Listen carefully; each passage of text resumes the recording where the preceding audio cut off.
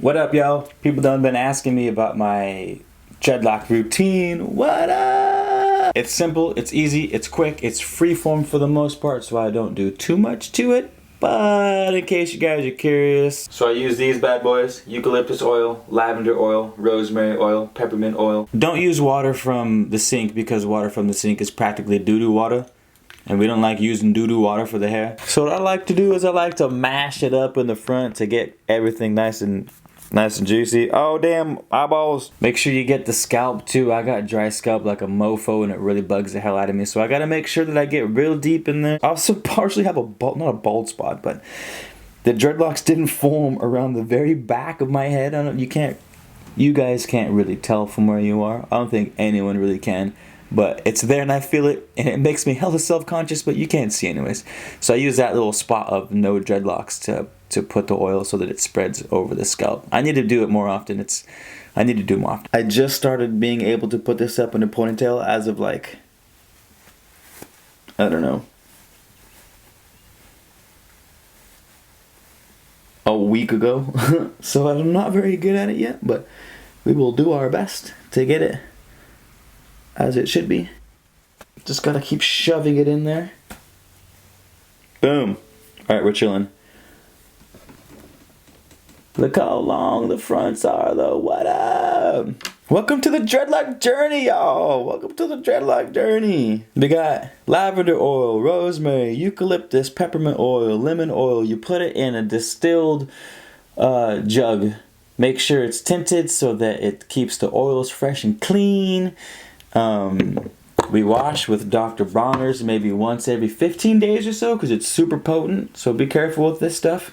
I really probably only wash my hair with soap 2-3 times a month, like 2 to 3 times a month, but I wash the hell out of it for like an hour. And then just straight up water maybe once, twice a week on top of that with just water scrubbing it. Otherwise, I don't wash my hair too much. The oils I don't do habitually, religiously. I should be doing them more than I do. I used to do it on top of it. I used to be really good with it, but now I gotta get back into it. And that's pretty much it. So, I don't know if you can see the sides, or this side has more light. You might be able to see it a little better. So, the locks is coming along cool. They have congoed almost as much as I think they want at this point, because they used to, be constantly sticking together, and I would have to pull them apart. So I guess technically, well, they're semi-freeform because I never did anything to form them, but I do separate them so I don't get unidreads. So that's what you were seeing here, and what I think happened while they stopped. Someone comment and correct me if I'm wrong. I switched my pillow covers to silk. Ever since then, my hair doesn't mat as much as it used to. But it could be because it's getting longer. I don't know. I'm not too savvy with the process. But I do know that the silk pillow sheets outside of the world of dreadlocks are game changers. I suggest, for the sake of comfiness, to just get you guys some silk. Everything, really. I'll see if I can get a little closer to without lighting my hair on fire. What up to Anubis, my dude? What up? In case you can't... My camera lens isn't very user-friendly, so I'm trying to show you guys what it looks like from the side. There's that right there. But that's it, you guys. That is my hair care routine for the bombalocks. Feel free to suggest other video topics. This channel isn't devoted solely to dreadlocks, but I like them a lot. So any suggestions on what you guys want to see, any questions on the dreads, on the process, on where I did them at, only I can't answer that question because I didn't do them anywhere. The dreadlock fairies got me on the dreadlocks. Someone asked how I keep them from flattening, and I don't know. I'm not sure. I have a ton of hair, you guys. I have an absolute ton of hair, and I think that might be why.